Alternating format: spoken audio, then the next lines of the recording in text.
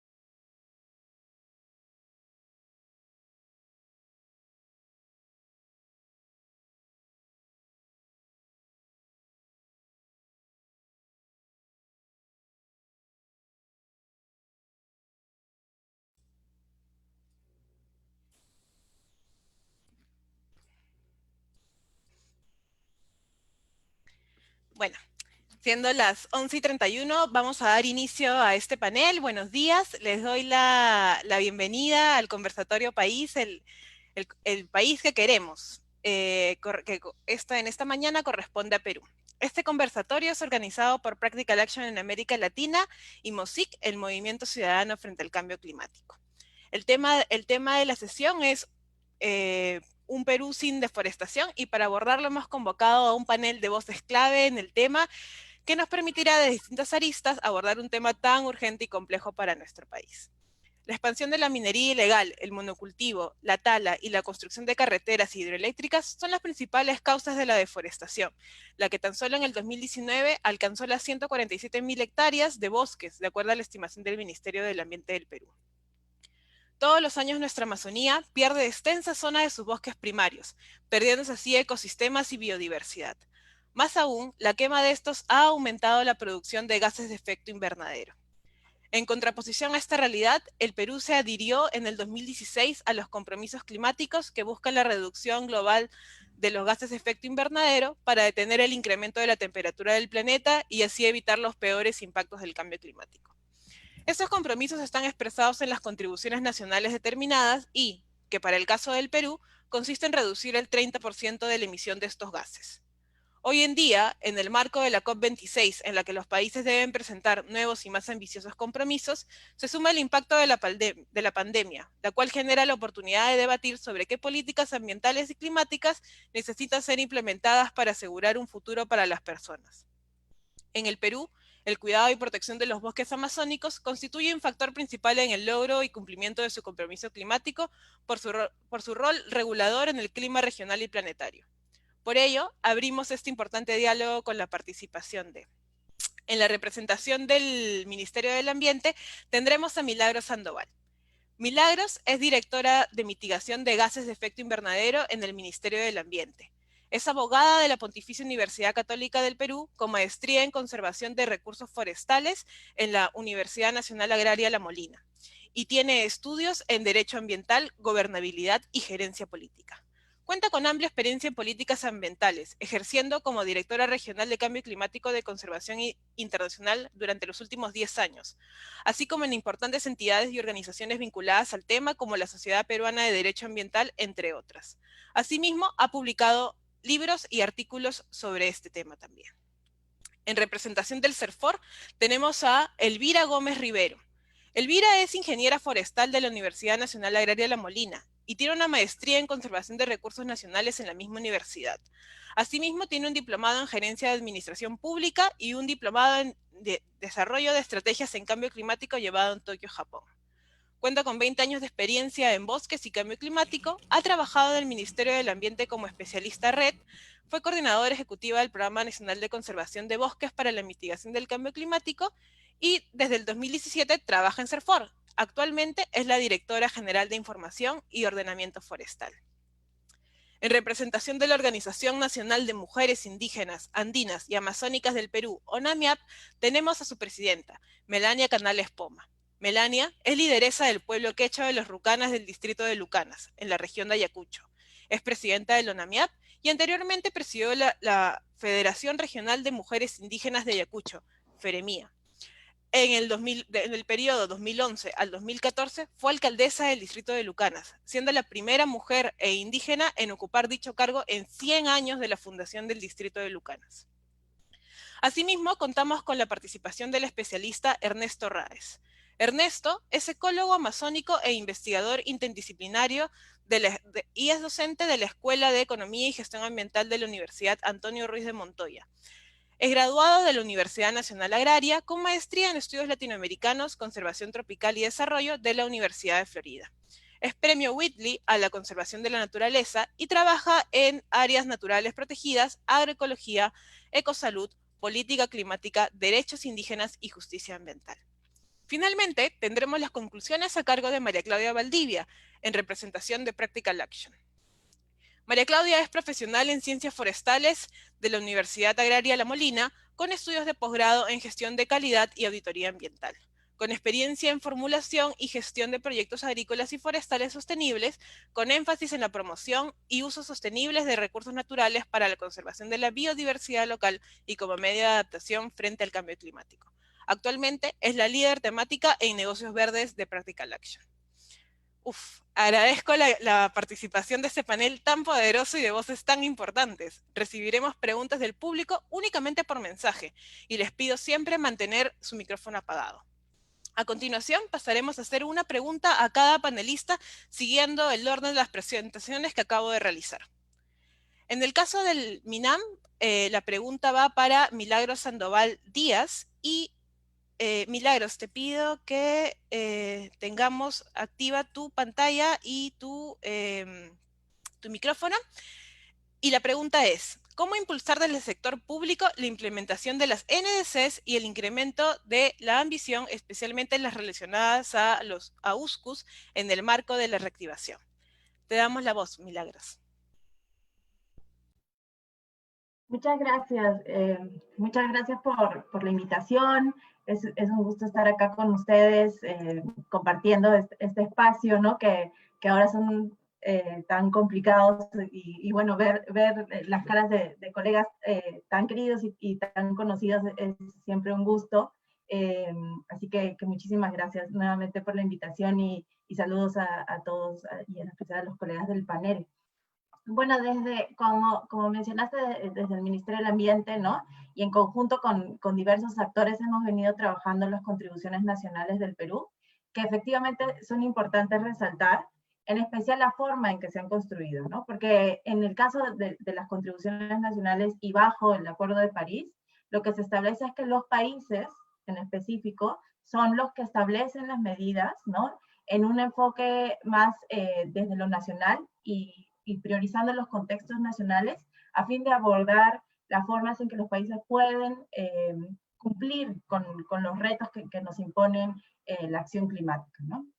Y eso es importante de resaltarlo, porque en el caso del Perú, el trabajo de las contribuciones nacionales ha sido un trabajo multinivel, ¿no? Multiactor, y con mucha participación de diversos actores relevantes y a los que les ha interesado formar parte de este proceso. Y eso es importante resaltar porque es un esfuerzo que se ha hecho desde los diversos actores de participar, ¿no? Y dar su tiempo para contribuir en este espacio y cómo la acción climática puede ser una tarea de todos.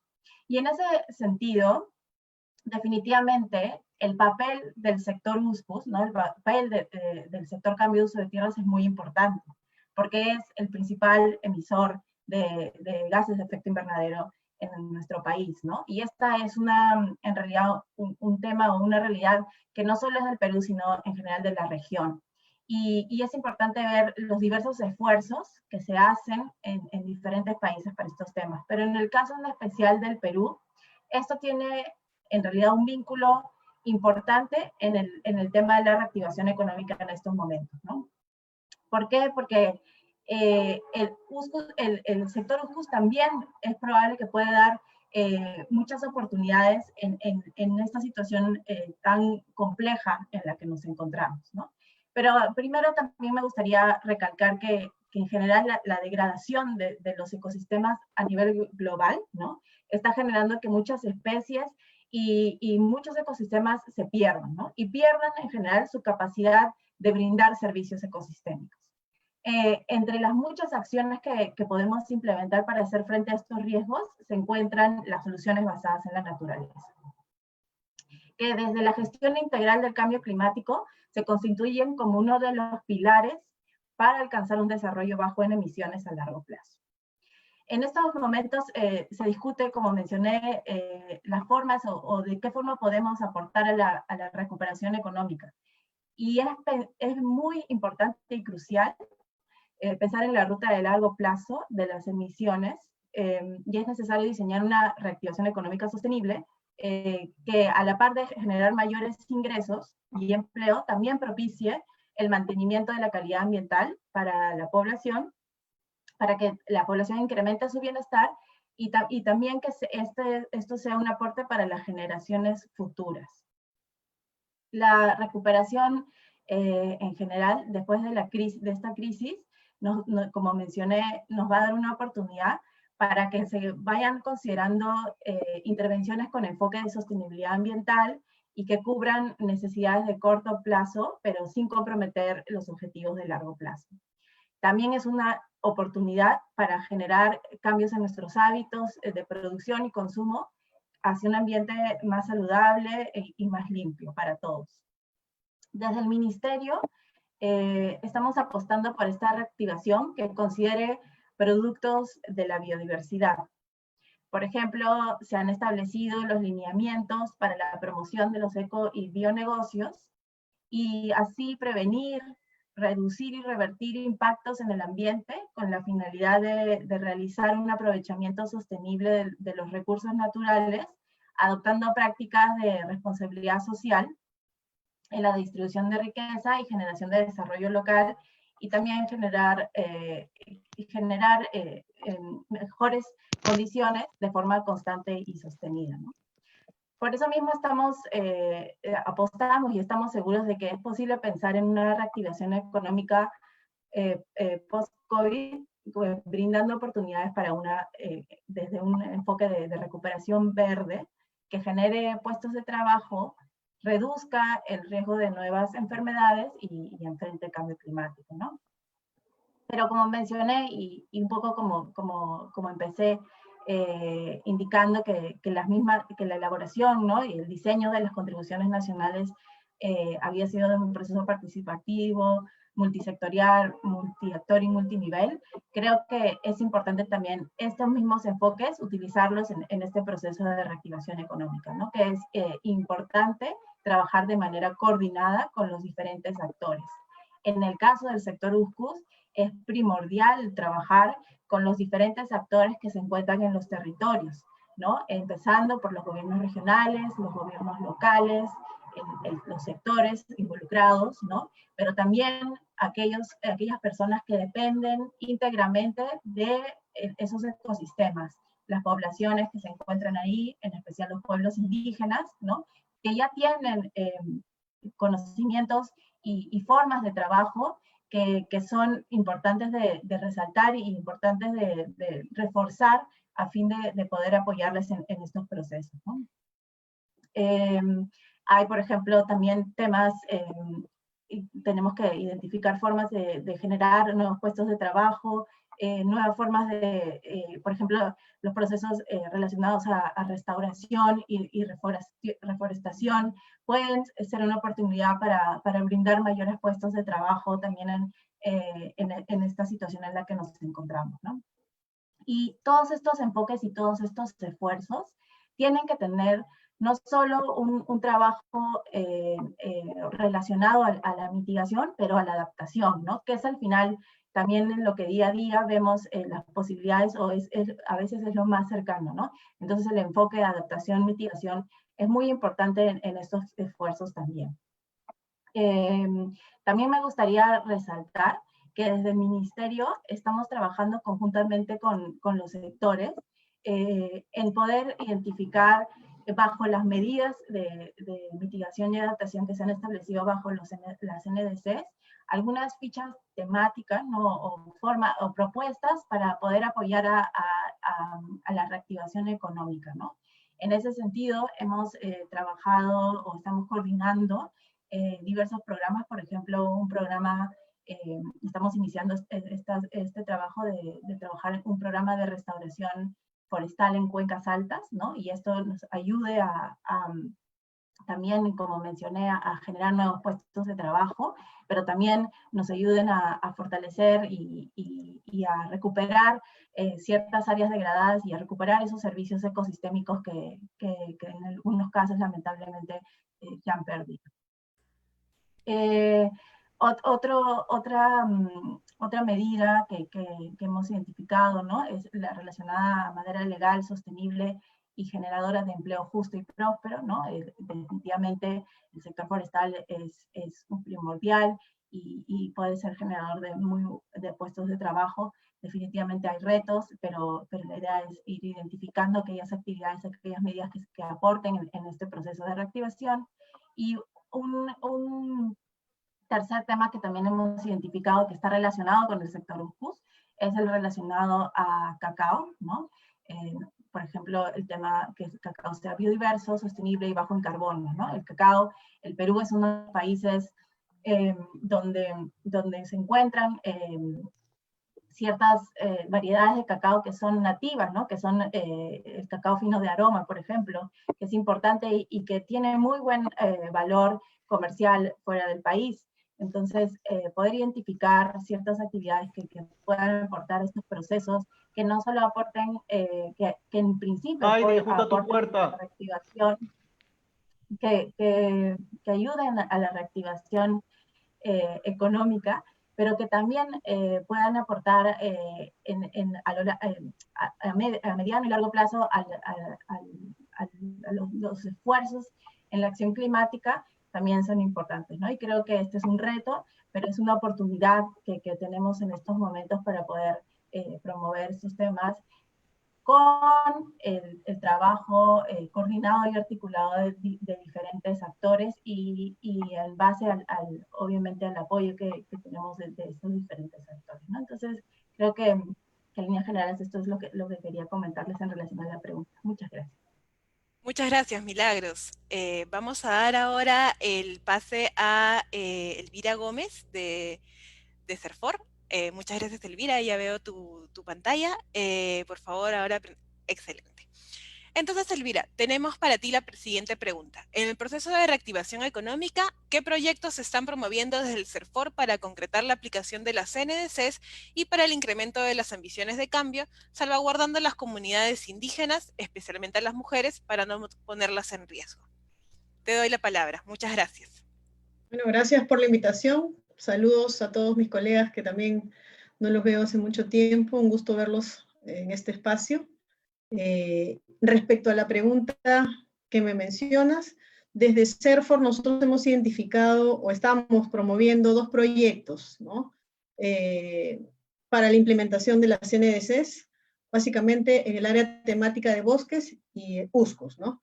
Uno de ellos, que es súper importante, es el Programa de Fomento y Gestión Sostenible de la Producción Forestal en el Perú, cuyo objetivo es promover el manejo forestal bajo criterios de sostenibilidad, productividad, contribuyendo, lógicamente, a la reactivación de la actividad productiva forestal, a la mitigación del cambio climático, a la reducción de la deforestación y a la conservación de la biodiversidad en el Perú, ¿no?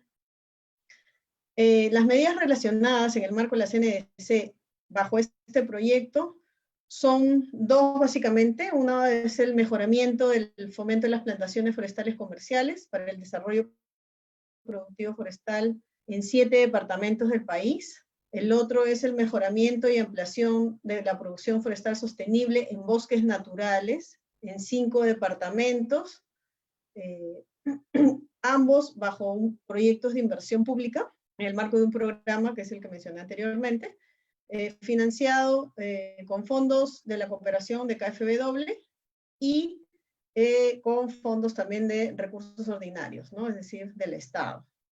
Las medidas serían tanto para mitigación, las plantaciones forestales comerciales, Y en adaptación, que lo mencionó Milagros, que también es muy importante trabajar este proceso, son las cadenas productivas de valor, ¿no?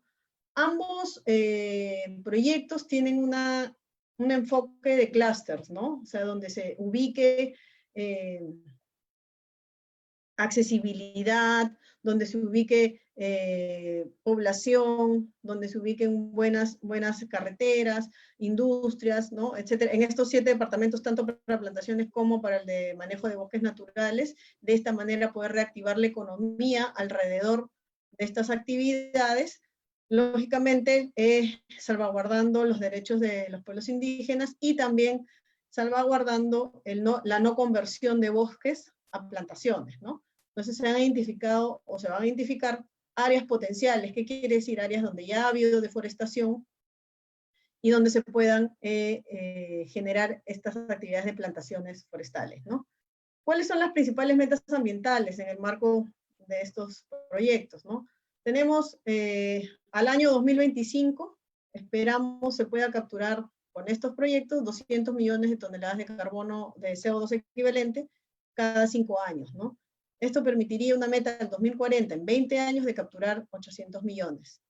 Se incrementa en 3.2 millones de hectáreas la superficie de bosques manejados bajo modelos de buenas prácticas, que promueven la conservación de la biodiversidad, incluido el manejo forestal comunitario también dentro del manejo de bosques naturales, ¿no? El 25% del área zonificada se establece comunidades de ordenamiento forestal. Esto quiere decir, se identifica dónde se deben entregar los derechos y cuál es su potencial de uso, ¿no? Entonces, aproximadamente son 18 millones de hectáreas en los 9 departamentos intervenidos.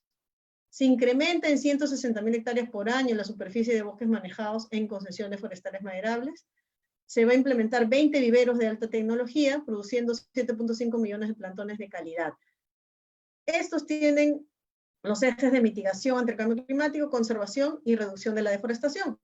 Y al año 2030 tenemos la ambición de reducir en 30% la tasa de deforestación en los departamentos de Loreto y Ucayali, ¿no? Y esto está alineado de acuerdo a los objetivos que hemos establecido en el marco de la CNDC. Actualmente la línea base es de 60.000 hectáreas por año, y en 2030 se esperaría alcanzar 70.000 hectáreas por año, ¿no? Que sería menos del 30% del valor del, digamos, actual, ¿no? Del business as usual, ¿no? Esperando, pues, una mucha reducción de la deforestación. El otro proyecto que nosotros estamos impulsando es el Fondo Agroperú, ¿no? Cuyo objetivo básicamente es financiar el capital de trabajo para el manejo, aprovechamiento y comercialización de estas plantaciones forestales comerciales, que son parte de las medidas NDC de USCOS, ¿no? Y estas a su vez deberán estar inscritas en el Registro Nacional de Plantaciones. ¿Qué busca este financiamiento? Busca beneficiar aproximadamente 16.500 hectáreas de plantaciones comerciales aprovechadas y transformadas en productos maderables. O sea, vamos hasta la primera y segunda transformación para generar también industria y por ende reactivación económica en estos lugares, ¿no? Y las otras propuestas que aún están en iniciativas, ya Milagros Sandoval las han mencionado. Este trabajo lo estamos haciendo con la Dirección General de Cambio Climático y con la Dirección General de Asuntos Ambientales Agrarios del MINAGRI también, ¿no? Entonces, en ese trabajo conjunto se han identificado y priorizado medidas de adaptación en el área temática de bosques y de mitigación en el área temática de bosques, que por sus características son claves justamente para la reactivación económica climáticamente responsable, ¿no?, del país, que podrían generar beneficios, o que van a generar beneficios a la población, ¿no? Estas, como digo, ya lo mencionó Milagros, son cacao en Ucayali, ¿no? Cacao biodiverso, sostenible y bajo en carbono, madera legal, sostenible y generadora de empleo justo y próspero, el programa de restauración forestal en las cuestas altas de la zona andina, aquí una colaboración con ProAndes, y la implementación de cadenas productivas estratégicas en comunidades campesinas y nativas para reducir los riesgos ante el efecto del cambio climático. Tenemos otras iniciativas en las cuales se está trabajando, pero básicamente estos dos son los proyectos fuertes en lo que nos estamos enfocando, ¿no? Y nada más, eso es lo que tenía por comentarles a ustedes. Gracias. Muchas gracias, Elvira. Ahora vamos a dar pase a Melania Canales Poma. Melania, te pido por favor activar tu cámara y tu audio. Bien. Excelente. Melania, entonces la pregunta para ti es, ¿cuáles son las brechas más críticas que deben cerrarse para salvaguardar los derechos colectivos de los pueblos indígenas en el marco de la reactivación y las NDCs? ¿Qué consideraciones deben tomarse para fortalecer la participación de estos pueblos y en especial de las mujeres indígenas en el proceso de reactivación y de las NDCs? Adelante, Melania. Bien, Muchas gracias. Allin causa y cachun ya pelea kichita, ari kunan puncho chique rimarichkasun kai NDC neskan kunamanta ari. Bien, yo quisiera empezar hablando o diciendo que el Perú, como podemos ver, es más del 50%, prácticamente es un país forestal, o donde están los árboles, como decimos, el 57.3% del territorio peruano está ocupado por bosques, y eso lo dice SUNA, ¿no? Entonces, yo creo que en ese sentido es importante que el gobierno y los funcionarios puedan entender que los pueblos indígenas tenemos una forma de desarrollo, una cosmovisión distinta. Y muchas veces la forma de desarrollo que impone el gobierno es realmente que viola derechos colectivos de pueblos indígenas, en este caso. Muchas veces cuando nos oponemos, ¿no? Esa forma de desarrollo, pues como dicen nos dicen que somos, que estamos pensando en el atraso, ¿no? Entonces, yo creo que la forma de desarrollo que piensan desde el gobierno es muchas veces destructiva. La conservación de los bosques debe ser de forma integral y siempre pensando que los bosques es vida. Y ahí está también la vida, no solamente pensar en la vida del ser humano, sino pensar en la vida de toda la biodiversidad. Por ello es importante fortalecer las capacidades de los pueblos indígenas y de las mujeres indígenas, respetando la autonomía y la libre determinación, fortalecer su propio desarrollo, porque los pueblos indígenas tenemos nuestro propio desarrollo. Lo que pasa es que por el racismo y la discriminación siempre nos han dicho que lo que nosotros a nuestro desarrollo nos han dicho, eso no es desarrollo, pero no, sino cómo existiríamos hasta ahora si no tendríamos nuestro propio desarrollo. Yo creo que es importante fortalecer esa parte. Asimismo, se debe fortalecer la participación de los pueblos indígenas, la participación de las mujeres en estos procesos, por ejemplo, de reactivación, porque se habla de reactivación económica, pero ¿reactivación económica para quién? ¿Para quién? ¿A quién va a beneficiar verdaderamente esta reactivación económica? Esa es una gran preocupación que tenemos. Los pueblos indígenas y las mujeres indígenas queremos el buen vivir o la vida plena. Eso significa vivir en paz, en tranquilidad, donde nuestra madre tierra, nuestra madre naturaleza, no se destruya, que no nos despojen de nuestros territorios colectivos, que no destruyan nuestras medicinas, nuestros alimentos, que justamente está en el bosque. Y para esto se necesita reales salvaguardas, no salvaguardas en papeles o discursos, sino una verdaderamente salvaguarda, ¿no? Una verdadera, por ejemplo, consulta previa, libre, informada y con consentimiento. No existe en el Perú. Previa no existe. Ni con consentimiento existe. Existe la consulta. Entonces necesitamos una verdadera consulta previa, libre e informada de acuerdo a los estándares internacionales. Y además debe haber una real información del impacto impacto ambiental en los distintos proyectos. ¿Qué significa? ¿Qué significa eso?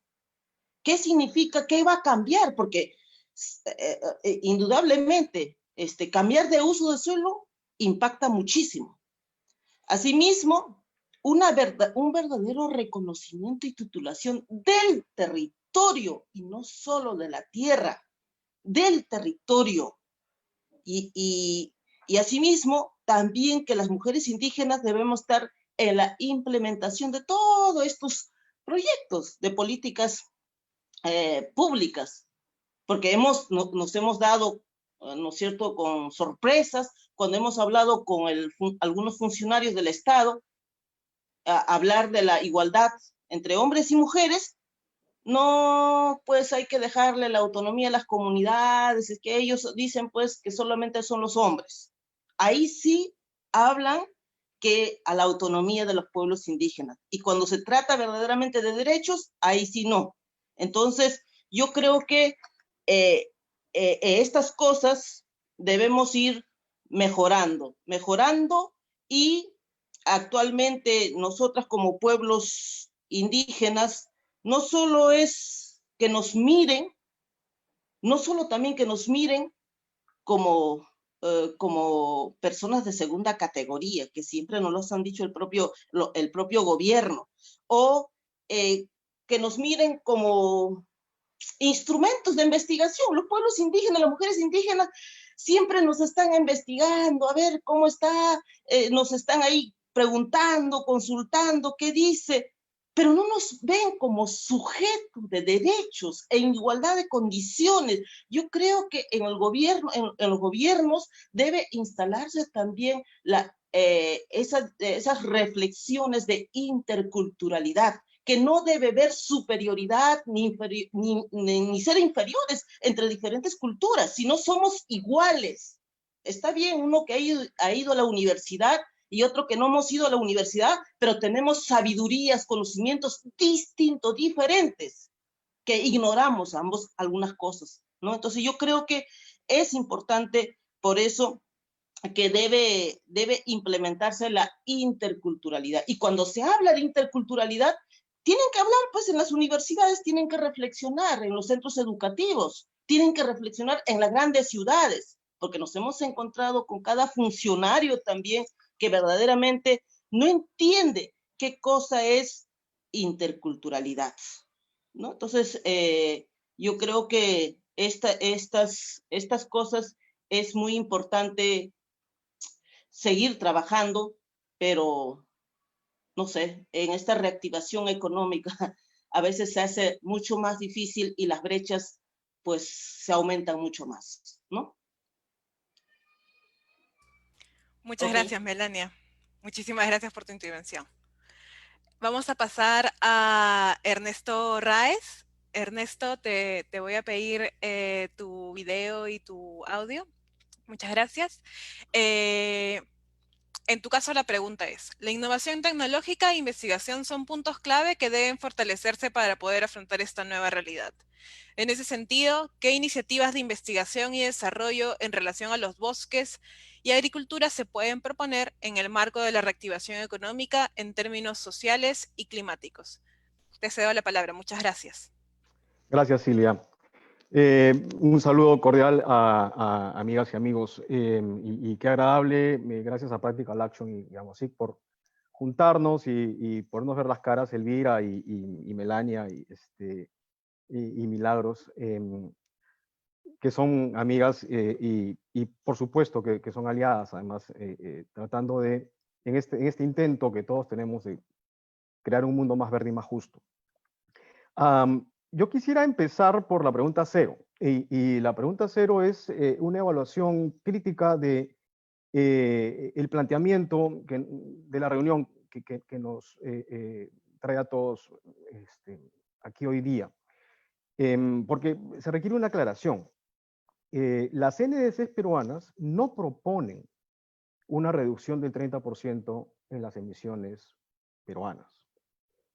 Las NDC peruanas proponen que al año 2030 las emisiones que habríamos producido ese año, el 2030, con respecto a un escenario en el que no hiciéramos absolutamente nada y continuáramos tal como estamos, que es lo que se llama un escenario business as usual, con respecto a ese escenario proyectado, en el 2030 nuestras emisiones serán menores en un 30%.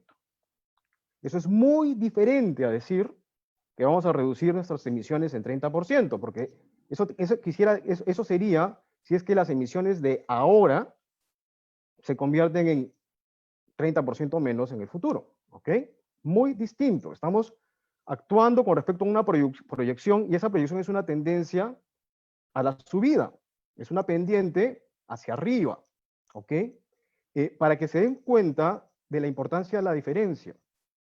Si cumpliéramos plenamente con nuestras NDCs en el año 2030 y redujéramos en 30% las emisiones proyectadas para ese año, y todas las actividades, todas las NDCs no fueran más que dirigidas a una sola cosa, que es reducir la deforestación o la tasa de deforestación, aún así, bajo el escenario planteado, el año 2030 deforestaremos 5 veces la superficie de Machu Picchu. ¿Ok? Entonces, ese es el compromiso del Perú. Está muy lejos de ser un compromiso heroico, porque para el año 2030, en realidad lo que necesitaríamos es tener una deforestación, una tasa de deforestación cero, y para el año 2050 la deforestación debería estar revertida en el Perú. Debemos estar ganando bosque, no continuando con la pérdida de bosque. Entonces, estas son unas NDCs muy, muy, muy débiles con respecto a la necesidad real del mundo y con respecto a el compromiso del Perú como país amazónico, de hecho donde nace el Amazonas. ¿Ok? Muy importante esa diferencia.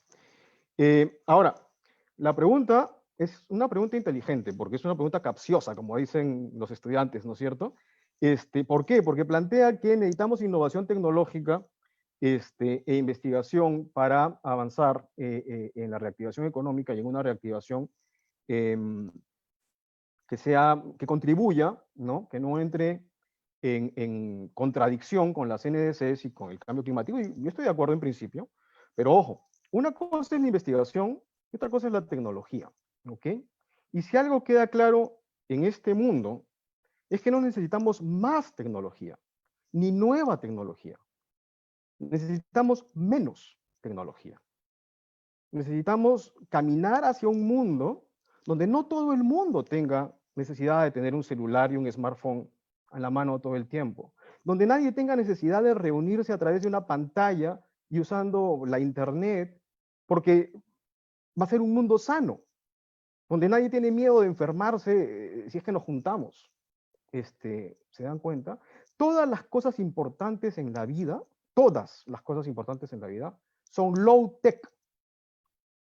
Y ya fueron descubiertas las formas de llegar a ellas. La felicidad humana y los factores que conducen a la felicidad humana no tienen absolutamente nada que ver con la tecnología. ¿Okay? A esto le llama, pues, a esta forma de pensar que plantea que la tecnología es necesaria, le llama el Papa Francisco correctamente el paradigma tecnoeconómico o el paradigma tecnocrático, ¿no es cierto?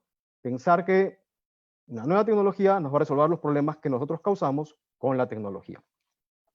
En respuesta concreta a la pregunta, la investigación más interesante en términos de agricultura y bosques en el Perú, en un panorama de reactivación económica, necesita ser, obviamente, una investigación aplicada. Y el mejor lugar donde aplicar esta investigación es el Ministerio de Agricultura y Riego. Necesitamos entender cómo funciona el Ministerio de Agricultura y Riego. Porque vean ustedes, el ministerio está a cargo de los bosques del Perú, ¿no es cierto? No es el Ministerio del Ambiente, como creen mucha gente, es el Ministerio de Agricultura. Por eso es que Elvira está en el CERFOR, que está adscrito al Ministerio de Agricultura. Y eso es el 51% de nuestras emisiones, la deforestación. Y el otro 15% es la propia agricultura. En otras palabras, 2/3 de las emisiones peruanas de gases de efecto invernadero corresponden a las competencias de un solo ministerio, que es el Ministerio de Agricultura. es evidente que está haciendo un pésimo trabajo en el sentido de reducir emisiones de gases de efecto invernadero. Entonces necesitamos entender al sector, necesitamos entender qué cosa impulsa, qué actores, qué intereses creados impulsan al sector de agricultura y definen la política agraria, que es una política que en los hechos, no en las intenciones, en los hechos produce deforestación, incendios, degradación ambiental, pérdida de bosques, todos los años y todo el tiempo, ¿no es cierto? Es una de las agriculturas más tóxicas del planeta, la que nosotros desarrollamos acá. Y se utiliza el eufemismo de agricultura familiar como si por el hecho de que sea una familia pobre la que mete el pesticida, el veneno va a enfermarte menos, ¿no? Lo cual es absurdo, por supuesto. Entonces, estamos a entender al ministerio. Esa es la investigación aplicada más necesaria del Perú. ¿Cuáles son los intereses creados que mueven a este ministerio? ¿Por qué el ministerio, a pesar de que tiene una política nacional de seguridad alimentaria, no atiende la seguridad alimentaria de los peruanos? ¿Y cuáles son los factores que conducen a que las familias de agricultores, familias pobres y pequeños agricultores, todos los años generen incendios y generen deforestación en el orden de 150.000 hectáreas al año? Porque pretendemos que lo sabemos y pretendemos que tenemos respuestas, pero no lo sabemos y no tenemos respuestas, porque de lo contrario, ya estaríamos revirtiendo los procesos. Y este año el CERFOR justamente nos acaba de alertar de que los incendios están siendo mayores este año que incluso el año pasado, ¿no es cierto? Y en junio el Ministerio del Ambiente estaba reportando que este año se había reducido la deforestación por efecto de la pandemia. Lo que pasa es que en junio todavía no se había empezado a quemar ni a tumbar. Ahora que se está empezando a tumbar y a quemar, descubrimos eso, ¿no? Entonces, necesitamos descubrir los factores que van a permitir la reversión del proceso de deforestación. Eso quiere decir tasas negativas de deforestación, tasas positivas de crecimiento y de restauración y de recuperación de bosque amazónico. Finalmente, y esto es interesante para Practical Actions, y lo ha mencionado tanto Elvira como Milagros, sí necesitamos hacer investigación respecto a negocios, ¿no es cierto? Y a econegocios. El Ministerio del Ambiente ha tomado una decisión inteligente, creo yo, por ejemplo, en su nuevo planteamiento para el próximo JEF, el próximo proyecto JEF amazónico, porque insistió desde el primer momento en que las cadenas de valor que promueva este proyecto debían partir de la oferta natural, no cultivos de coca que deforestó, o de cacao que deforestó, o de café que deforestó, sino los ecosistemas naturales, silvestres del Perú, los territorios indígenas y los territorios ribereños generando productos, lo cual quiere decir que tenemos que obtener rentabilidad y valor agregado de volúmenes muy variables, de volúmenes muy pequeños, de una gran diversidad de productos, que es lo que genera nuestros ecosistemas de bosque, que son mega diversos, ¿no es cierto? Eso requiere investigación.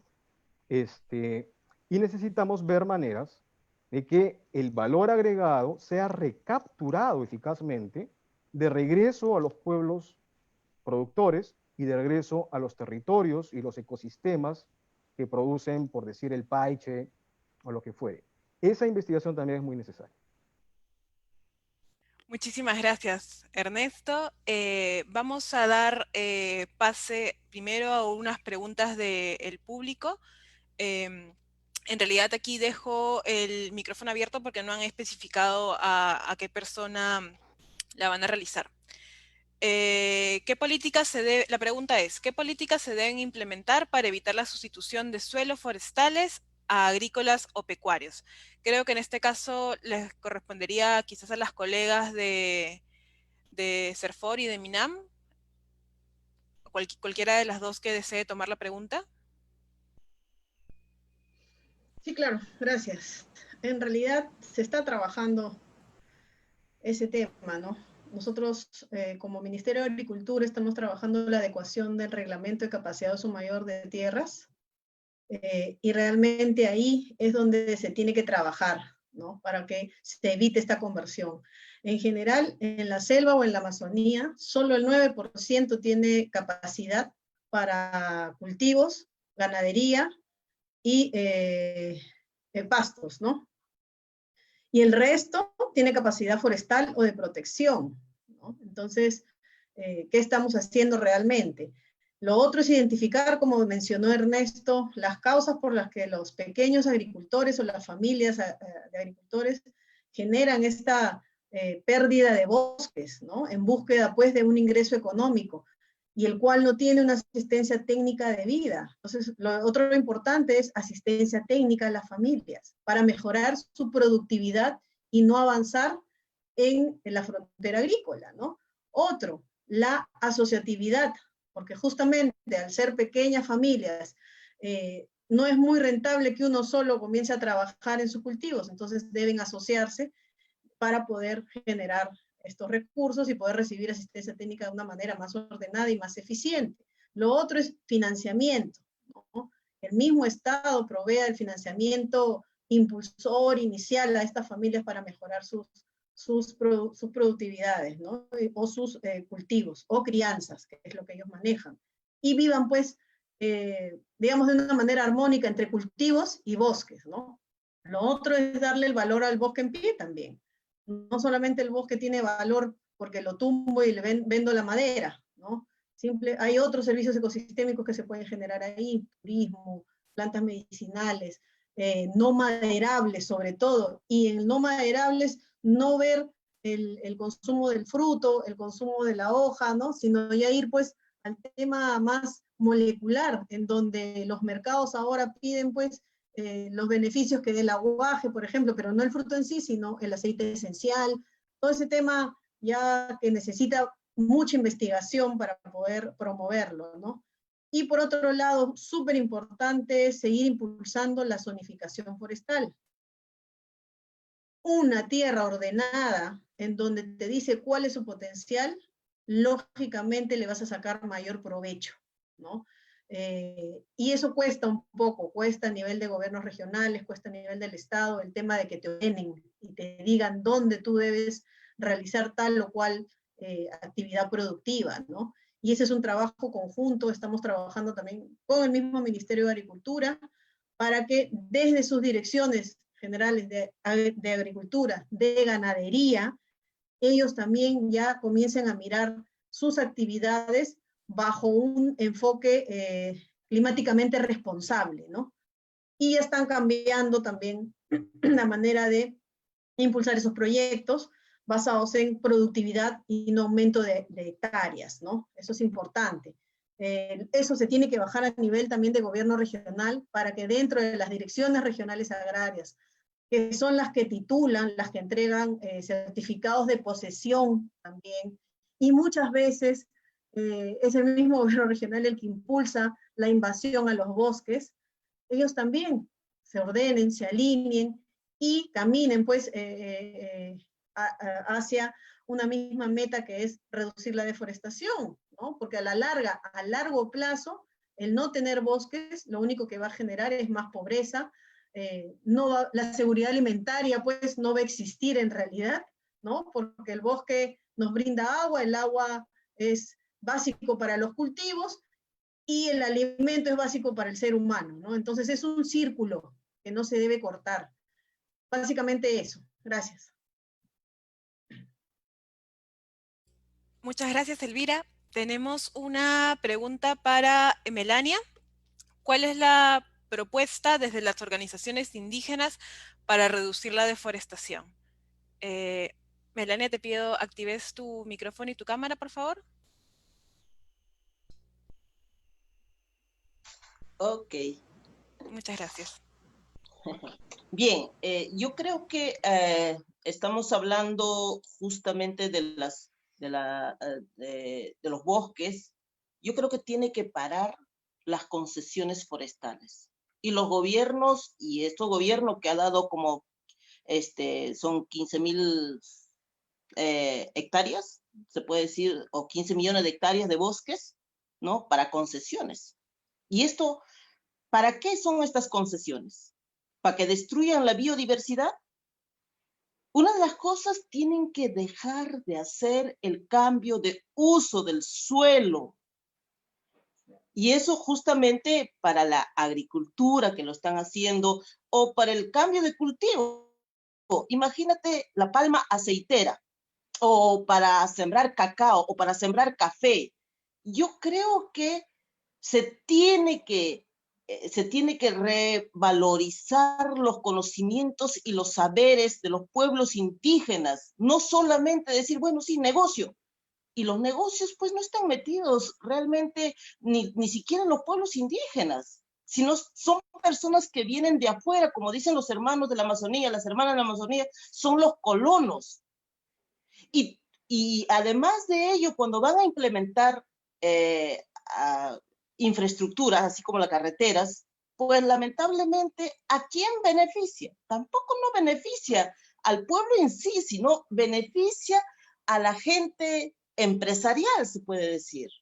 Y eso es lo que estamos viendo, porque donde se abre carretera, automáticamente empieza la invasión de los territorios, empieza el cambio de uso de la tierra. Entonces, yo creo que se tiene que pensar de otra manera, utilizando siempre, como se dice, los conocimientos o adecuando los conocimientos ancestrales y haciendo, como vuelvo a decir, una verdadera consulta previa, ¿no? Entonces, yo creo que tiene que haber un control al respecto. Y en nuestro país, está bien, el cambio de uso es el que desforesta, ¿no? Es el que aumenta, como se puede decir, las emisiones, pero también, ¿qué están pensando con el parque automotriz? Eso también es unas que viene contaminando, produciendo emisiones, ¿no? Entonces, yo creo que se tendría que, nosotros decimos, por eso, se tiene que garantizar los derechos colectivos, los derechos de los pueblos indígenas, el derecho de la madre naturaleza. Se tiene que garantizar la titulación del territorio colectivo y tiene que sancionarse y frontalmente, no tiene que haber, como se dice, sanción a la minería ilegal y a la tala ilegal. Y eso es todos los días, pero a veces el gobierno se hace, pues, de la vista gorda, como se dice, oídos sordos, cuando hay estas plagas que van destruyendo nuestra madre naturaleza, ¿no? Entonces, yo creo que garantizar derechos colectivos es muy importante. Muchas gracias, Melania. Vamos a dar pase a las últimas preguntas, ya estamos bastante apretaditos de tiempo. Milagros Sandoval, del Ministerio del Ambiente, hay una pregunta para ti. Te voy a pedir activar tu cámara y tu micrófono. La pregunta dice, todos los gobiernos están preparando nuevas ambiciones climáticas. Desde el Perú, ¿cuál será la ambición climática para reducir la deforestación? Muchas gracias. Gracias. Bueno, me imagino que tiene que ver con las nuevas NDCs, o bueno, la revisión de las NDCs, que eso está programado de acuerdo a lo acordado bajo el Acuerdo de París para finales de este año, ¿no? Efectivamente, todos los países tenemos ese compromiso de presentar estas NDCs un poco más fortalecidas, ¿no? En base a el análisis que se haga de cada país, de sus contextos nacionales, de la información disponible, ¿no? Y creo que eso también lo ha mencionado Ernesto, y también ustedes al plantear la pregunta, la necesidad de tener mejor ciencia, mejor información de lo que tenemos en el país, ¿no? Es parte de ese proceso de poder fortalecer nuestras NDCs o nuestras contribuciones nacionales. En el caso, como mencioné, nosotros estamos trabajando para poder presentar eso hacia finales del año, ¿no? Fortalecer eso. Hemos identificado que tendríamos una ambición del 35%, ¿no? Pasando del 30 al 35%. Y definitivamente, bajo el contexto en el que estamos en estos momentos, también estas NDCs tienen que tener vinculación con la reactivación económica y como un reto, pero también una oportunidad en relación a estos procesos, ¿no? Y el sector USCUS, que es un poco lo que nos reúne hoy, ¿no? Es definitivamente algo que nos va a aportar en ese proceso, y para eso necesitamos conocer lo que tenemos, ¿no? Y justamente creo que Elvira ha mencionado eso en la respuesta que dio anteriormente, ¿no? Que está relacionada a cómo estamos trabajando a nivel intersectorial y también con los diferentes niveles de gobierno para poder apoyar a esos procesos y poder conocer mejor y poder entender las realidades que hay en campo, ¿no? Bajo un enfoque territorial, entendiendo, por ejemplo, la capacidad de uso del suelo. Eso es importante conocer para poder realmente tener esas contribuciones nacionales que realmente aborden los problemas que tenemos a nivel nacional, ¿no? Entonces, y eso definitivamente se trabaja en conjunto con diferentes actores. Entonces, sí, esperamos poder presentar esto hacia finales del año, ¿no? Que se envía a la Secretaría de la Convención Marco de las Naciones Unidas para el Cambio Climático y continuar con la acción climática para poder aportar desde diferentes, con los diferentes actores. Muchas gracias. Muchas gracias, Milagros. Lamentablemente se nos acaba el tiempo. Hay muchas preguntas muy interesantes que se van a quedar ahí en los comentarios. Igual intentaremos recogerlas todas y lanzar publicaciones en las siguientes semanas, porque este tema es un tema del que siempre tenemos que seguir conversando y seguir aportando desde las múltiples aristas de las que cada quien proviene, ¿no? Entonces, finalmente voy a lanzar una pregunta para Ernesto y luego nos vamos a ir a las conclusiones. Muchas gracias, Milagros. Voy a dar el pase a Ernesto, a que está con su cámara y su audio. Muy bien, muchas gracias. Ernesto, es una pregunta que es grande, pero intentaremos mantener la respuesta un poco corta. Y tiene dos aristas, ¿no? La primera es, ¿qué medidas se deben impulsar desde el Estado para avanzar en la deforestación cero? Y por otro lado, el tema más personal, ¿no? Que dice, ¿y cómo esto está amarrado a las costumbres citadinas? ¿Cómo cambiarlas para aportar en este tema, ¿no? Dice, la alta demanda desde las ciudades y la falta de sensibilidad de quienes viven en ellas influyen en la inversión de bosques vírgenes. Entonces, pregunta grande, pero muy poco tiempo, así que agradezco tu respuesta. Gracias, Silvia. Bueno, la respuesta corta y rápida a la segunda pregunta es que todos estamos tomando conciencia de que lo que enfrentamos no es un cambio climático, sino una crisis de nuestra civilización, ¿no es cierto? De esta civilización que se ha vuelto tecnocrática, dependiente de los combustibles fósiles, urbana, el 70 y tantos % de la población humana vive ahora en ciudades, el 80% de peruanas y peruanos vivimos en algún centro poblado o alguna ciudad. Y todo muy mal concentrado, además, en la costa árida, etc. Entonces, tenemos que empezar a caminar hacia una transformación de nuestra civilización, y algo que mencionó Melania con mucha claridad, de nuestra comprensión de nuestro lugar en la biosfera, en el planeta, en relación con el resto de la naturaleza. Porque nosotros también somos resultado de la evolución natural y de la evolución de la vida. Y en algún momento decidimos arrogantemente que éramos superiores a todo lo demás y que no dependíamos de nadie, que todo sale de nuestra cabeza. Y por supuesto que no es así. Un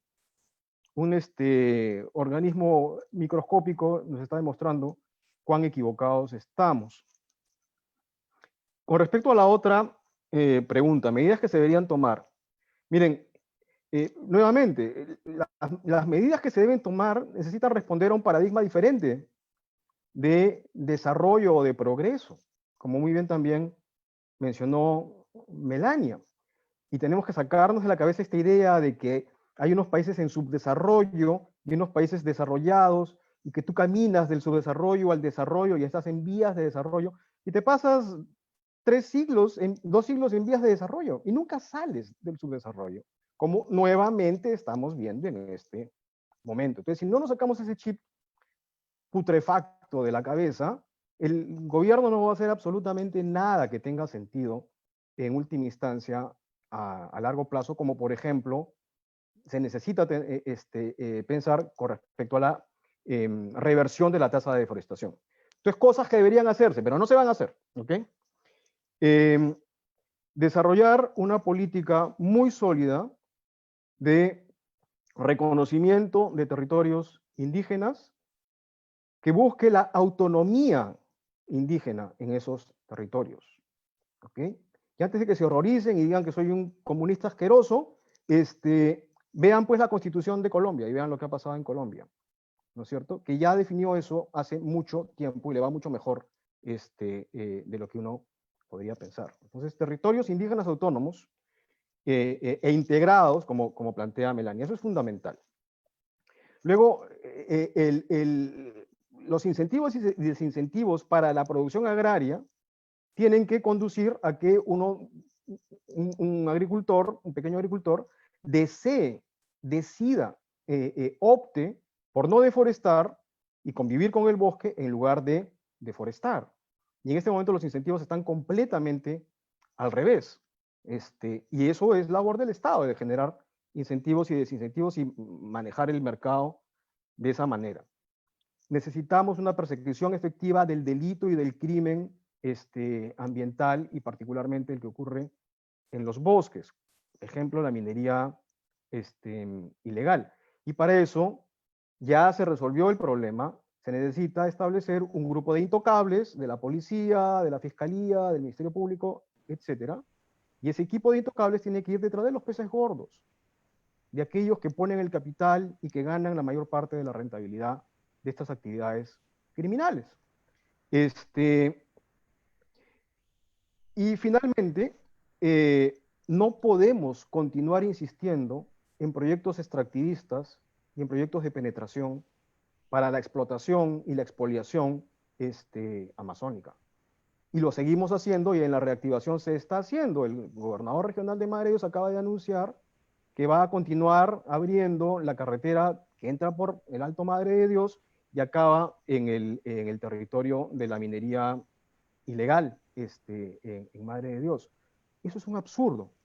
Reactivar de esa manera es un absurdo.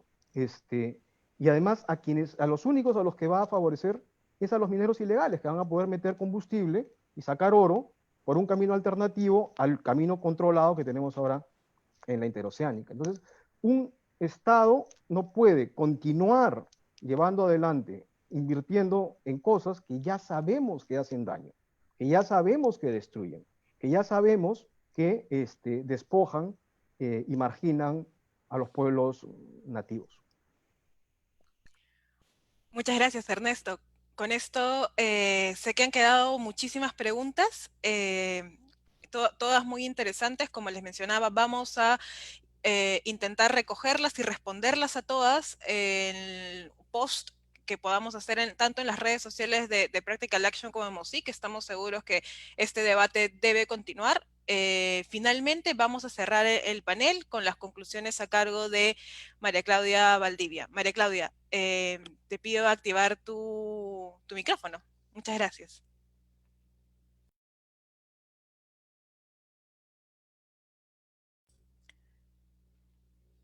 María Claudia, ¿no se te escucha?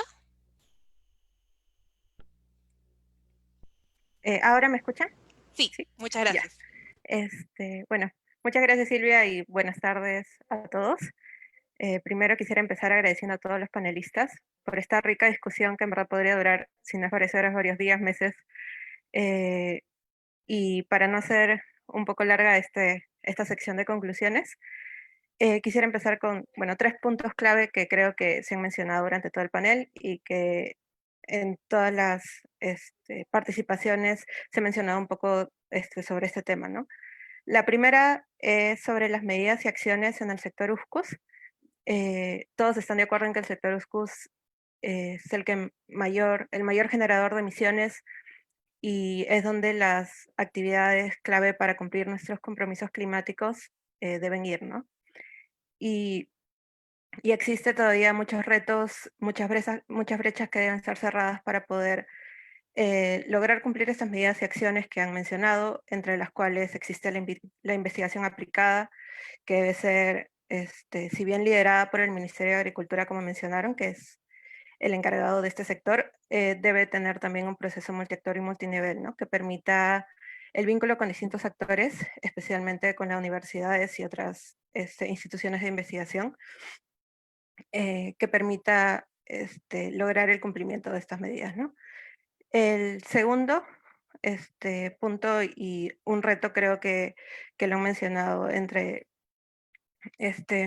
muy bien Melania, fue el tema de la fiscalización, ¿no? Existen muchas políticas, muchas normas, lineamientos y salvaguardas que, si bien están escritas en papel, a veces el cumplimiento se dificulta porque existe una centralización de capacidades, y esto es un reto que debe ser mejorado, ¿no? Y junto con la fiscalización, también debe haber todo un proceso de incentivos, ¿no?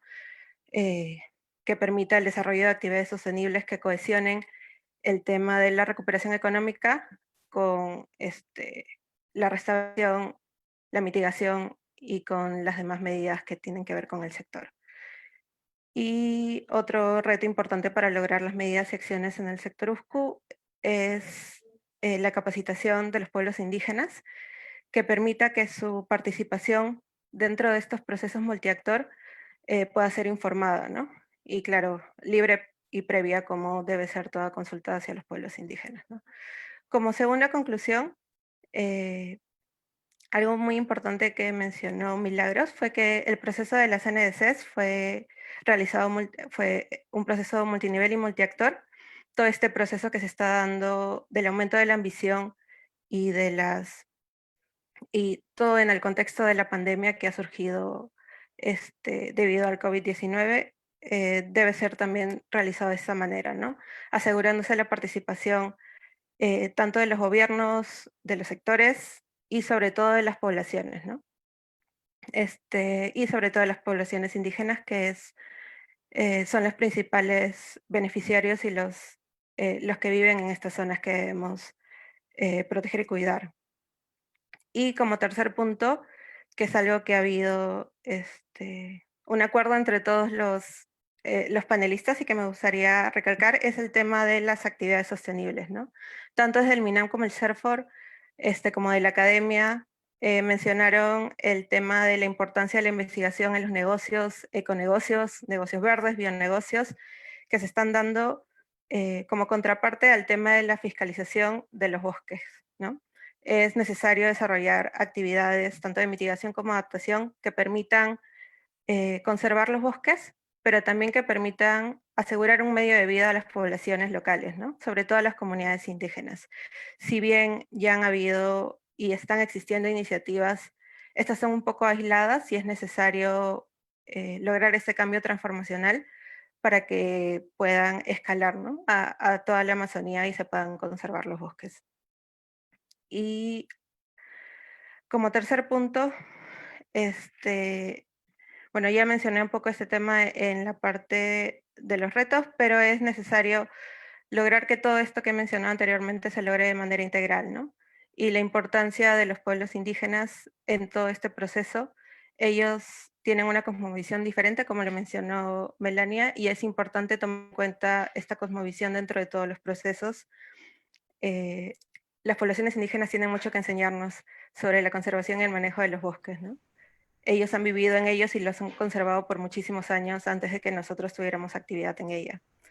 Y es importante también capacitarlos en este tema de las actividades sostenibles que antes se mencionó, para que se pueda crear desarrollo local en este marco de la recuperación económica.